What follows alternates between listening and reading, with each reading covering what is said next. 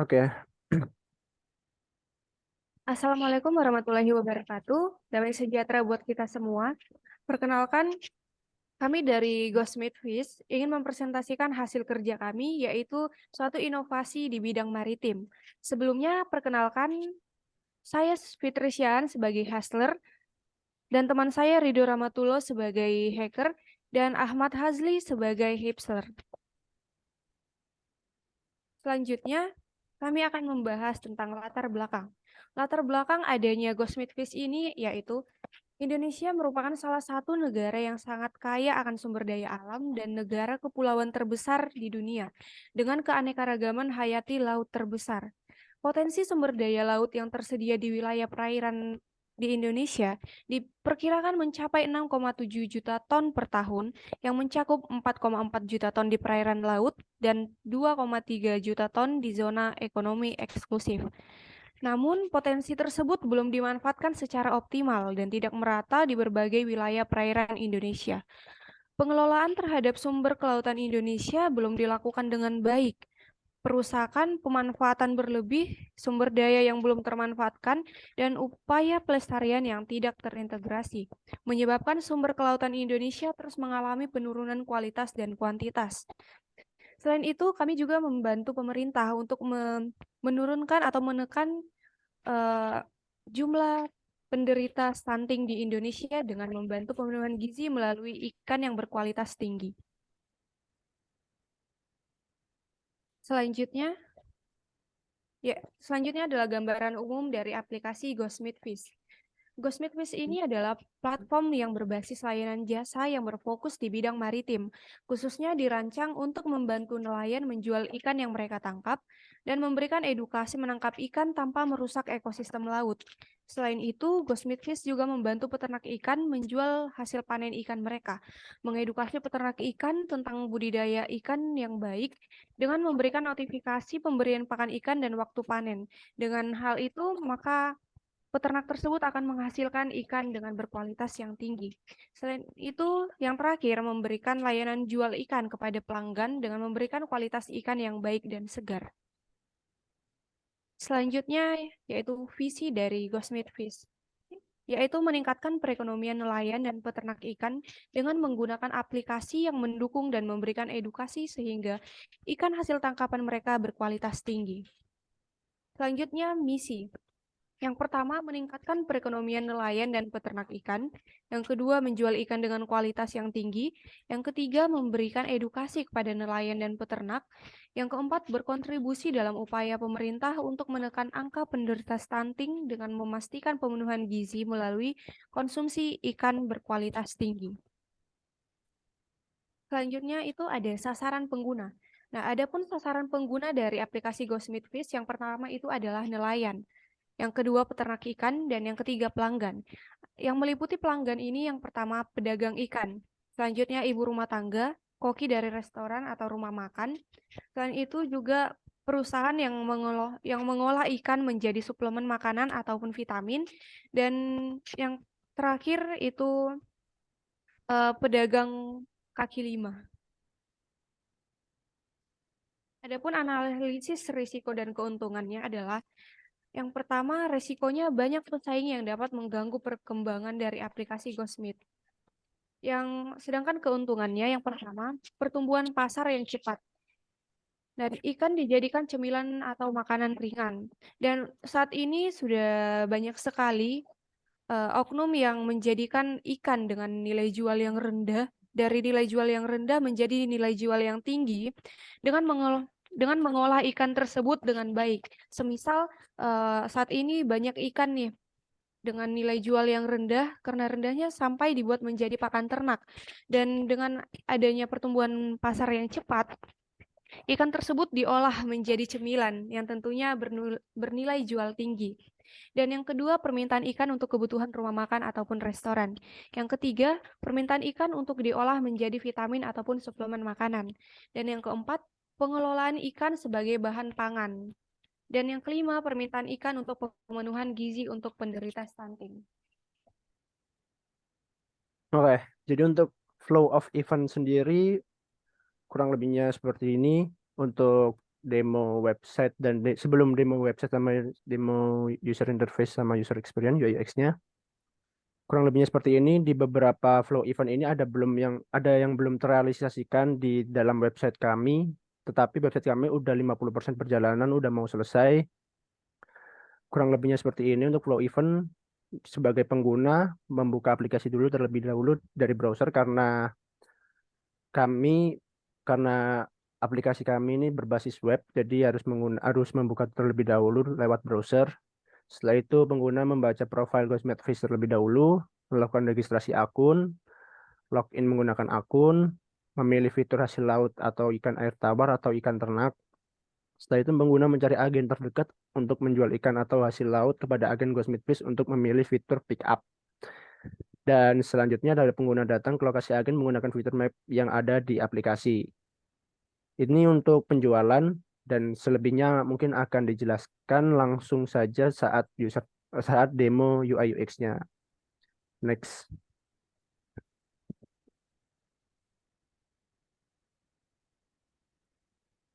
Baik, untuk demo UI UX-nya akan dijelaskan Mas Hazli.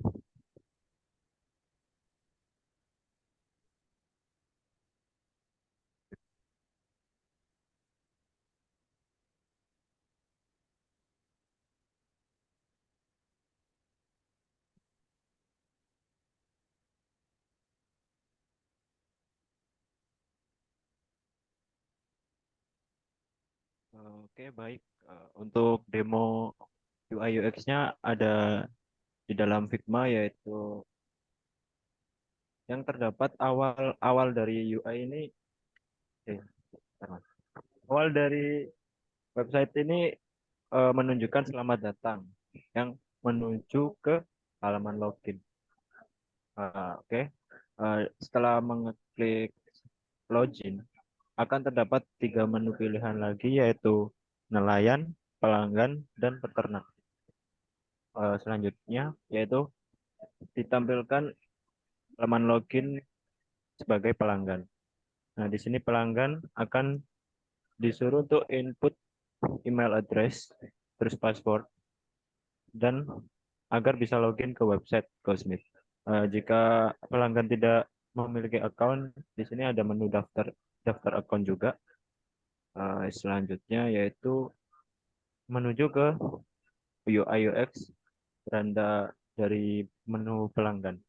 Nah, di pelanggan ini terdapat 5 navbar, yaitu beranda, toko, blog, komunitas, dan FAQ. Lalu ada button logout. Oke, di menu toko ini pelanggan dapat mencari ikan yang ingin dibeli dengan menggunakan fitur search di sini. Dan ada fitur penyaring, yaitu kategori, pengiriman, seller, dan sort by price di sebelah kiri. Oke. Oke, selanjutnya ada menu produk detail dari produk yang ingin dibeli pelanggan. Nah, di sini ada gambar dari ikannya, lalu ada nama ikan dan harga ikannya. Di sini tertulis ada kategorinya, lalu ada penambahan ke keranjang. Jadi setelah pengguna ingin membeli, langsung bisa menambahkan ke keranjangnya lalu bisa beli. Oke, selanjutnya adalah menu blog. Di blog ini pelanggan dapat melihat berita terkini yang diupdate dari website Cosmetics, yang terdapat beberapa berita, yaitu 5 tips saat membeli ikan, 5 ciri-ciri ikan segar, 10 olahan makanan laut sebagai contohnya. Oke, selanjutnya ada menu komunitas. Di menu komunitas ini eh, pengguna, pelanggan, nelayan, dan peternak itu dapat melakukan sharing tentang ikan laut dan ikan tawar dengan cara mengupload sebuah postingan lalu saling berkomentar agar dapat menciptakan komunikasi dan membentuk suatu komunitas. Nah, yang terakhir yaitu FAQ. Nah, di sini terdapat pertanyaan-pertanyaan yang sering ditanyakan oleh pelanggan mengenai Ghostmeat Fish, bagaimana cara membeli, Ghostmeat Fish itu apa, jadi apakah ikannya akan datang tepat waktu, ya, itu akan tertera di sini. Oke, untuk menu dari pelanggan sendiri sudah selesai. Untuk UI UX selanjutnya akan dijelaskan oleh Mbak Fitri. Baik.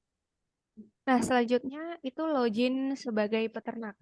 Nah, jadi seorang peternak dapat mendaftarkan akunnya melalui aplikasi tersebut, melalui website tersebut, dan di sini sudah tersedia form pendaftaran ataupun form login. Setelah login, maka akan muncul tampilan berikutnya. Selanjutnya. Oke. Di sini adalah tampilan utama setelah peternak tersebut login. Dan di sini ada fitur beranda, akun, edukasi, komunitas, FAQ, dan button logout. Di fitur ini, seorang peternak itu dapat mendata atau memanajemen suatu ikannya, membantu mereka panen, dan lain-lain. Selanjutnya, nah di fitur ini, si peternak dapat mendapatkan beberapa informasi penting tentang ikan, bagaimana mensuplai ikan, terus bagaimana rencana budidaya ikan yang baik dan benar, dan mengetahui informasi tentang kesehatan ikan, seperti itu.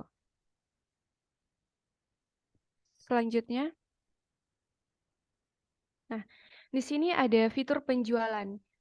Setelah peternak tersebut memanen hasil ternaknya, maka peternak tersebut dapat menjual ikan yang baru saja dipanen. Dan di fitur ini penjual dapat menjual hasil tangkapannya, seperti itu. Selanjutnya ada edukasi. Di fitur ini peternak mendapatkan edukasi tentang bagaimana budidaya ikan yang baik dan benar untuk mendapatkan hasil ikan yang berkualitas tinggi. Di sini juga tersedia bagaimana tips membeli ikan, terus bagaimana mengetahui ciri-ciri ikan yang sehat dan segar, dan bagaimana mengelola hasil ikan tersebut. Selanjutnya,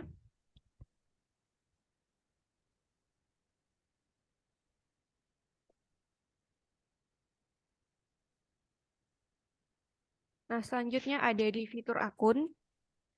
Nah, di fitur akun ini peternak tersebut dapat memasukkan detail kolam. Nah, fungsi dari adanya detail kolam ini adalah untuk memastikan bahwa ikan yang peternak pelihara itu dapat dibudidayakan dengan baik. Tentunya dengan jenis ikan yang berbeda, tentunya itu mempunyai ekosistem atau mempunyai detail kolam yang berbeda dan air yang berbeda juga. Semisal ada seperti lele lebih condong ke kolam yang airnya keruh, dan berbeda juga dengan ikan nila yang tentunya airnya tidak boleh keruh, seperti itu. Dan di sini ada fitur detail kolam di mana peternak tersebut dapat memasukkan berapa lebar kolam yang tersedia, terus panjang kolamnya dan tinggi kolam, dan agar disesuaikan untuk ikan yang akan diternakkan tersebut. Selanjutnya ada informasi ikan. Di sini tersedia beberapa ikan yang akan dipelihara, seperti semisal udang, lele, dan salmon. Dan di informasi ikan ini juga tersedia apa aja sih pakan dari ikan tersebut.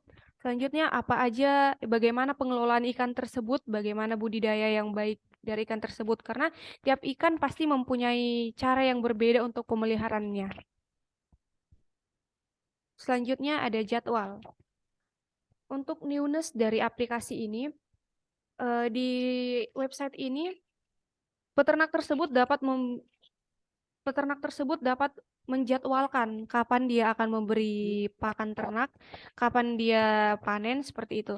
Dan jadi setelah peternak tersebut memasukkan jadwal pemberian pakan, maka secara otomatis notifikasi dari website tersebut akan memunculkan pop-up kepada atau memberikan notifikasi kepada peternak bahwa dia harus memberi pakan ternak, dan jika sudah jadwalnya panen, maka website tersebut akan memberikan notifikasi juga bahwa peternak tersebut sudah dapat memanen ikannya, seperti itu. Selanjutnya ada blog. Di blog ini tersedia informasi atau berita-berita terkini terkait ikan, seperti apa aja pasar ikan yang lagi viral, terus apa aja ikan yang lagi banyak peminatnya, terus apa aja tips terbaru tentang ikan, semisal tips pengelolaan ikan dengan baik, seperti itu. Selanjutnya ada fitur komunitas.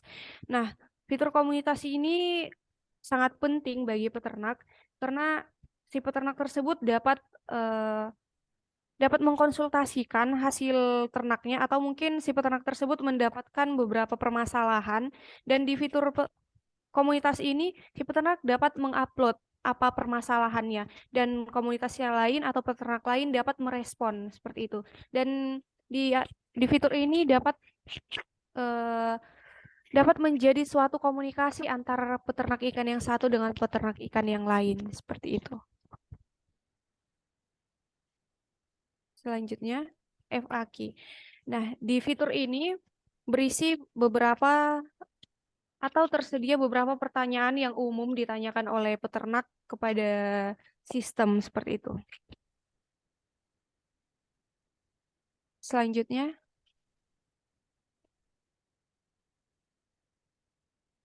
Jadi untuk selanjutnya ada fitur penilaian untuk nelayan sendiri. Tadi di UI pertama udah misal kita akan memilih nelayan, jika belum memiliki akun akan daftar terlebih dahulu, dan jika sudah mendaftar akan masukkan email address dan password. Next. Nah, untuk di fitur nelayan ini, itu ada toko untuk menjual hasil laut tersebut, dan masih banyak lagi. Next. Seperti ini, untuk kan istilahnya kalau nelayan habis menangkap harus dijual. Nah, dijual ini kami menyediakan sebuah platform untuk jual beli di toko ini, di website ini akan memperjualbelikan hasil tangkapan nelayan yang fresh untuk diperjualbelikan kepada konsumen. Kami memaksimalkan untuk kualitas yang terbaik untuk diberikan ke konsumen. Begitu. Next.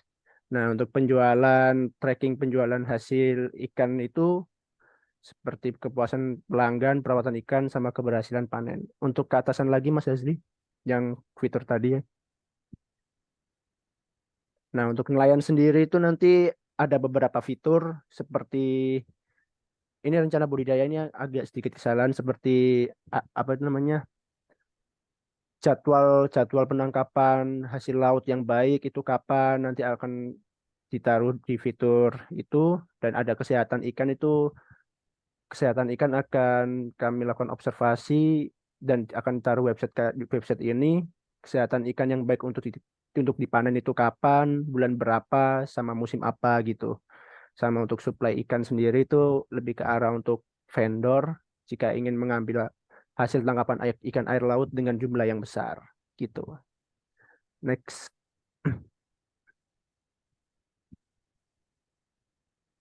Untuk selanjutnya kurang lebihnya sama seperti fitur peternak, yaitu ada fitur Our Blog, ya sedikit tips and trick bagaimana caranya menangkap ikan yang baik sama membeli, ataupun ciri-ciri ikan segar gitu. Next.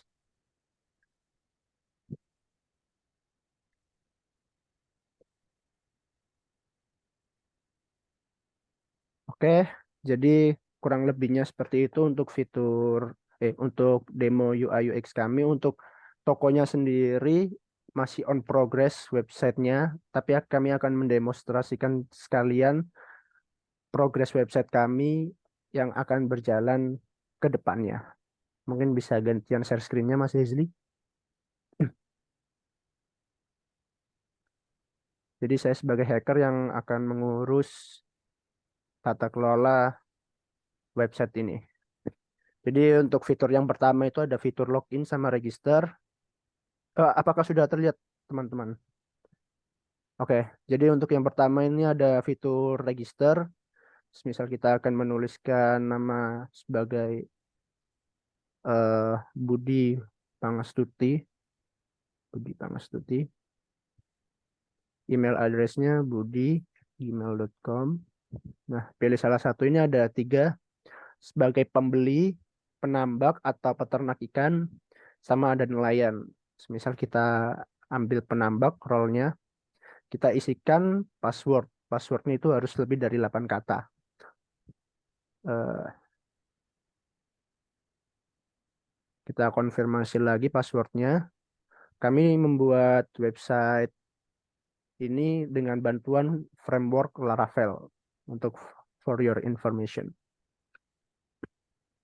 Setelah register akan dilanjutkan ke halaman utama, yaitu seperti ini halaman utama. Nah, untuk jika tadi kan udah memilih fitur role penambak, di sini akan tertera Budi Pangastuti penambak. Jadi kita di sini bisa mengakses semua fitur yang tadi udah dijelaskan untuk Mbak Fitri, suplai ikan, rencana budidaya, kesehatan ikan, penjualan, logbook, hour block, dan lain-lain. Untuk demo untuk websitenya sendiri itu masih 50%. Jadi untuk fitur-fitur selanjutnya akan kami maksimalkan jika emang kelompok kami lolos, tim kami lolos, akan kami maksimalkan semaksimal mungkin. Jadi untuk kurang lebihnya fitur-fitur dari website ini masih seperti sebagian besar masih seperti ini. Nah, untuk fitur login tadi itu untuk fitur loginnya kurang lebihnya seperti ini.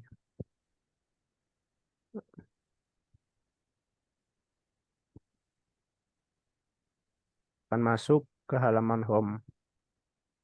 Nah, mungkin kurang lebihnya seperti itu demo website yang sudah berproses jauh ini. Bisa ditutup, Mbak Fitri. Oke, baiklah. Terima kasih buat teman-teman yang sudah menonton video ini. Jika ada kesalahan kata atau perbuatan dari kami mohon maaf yang sebesar-besarnya. Akhir kata kami ucapkan terima kasih.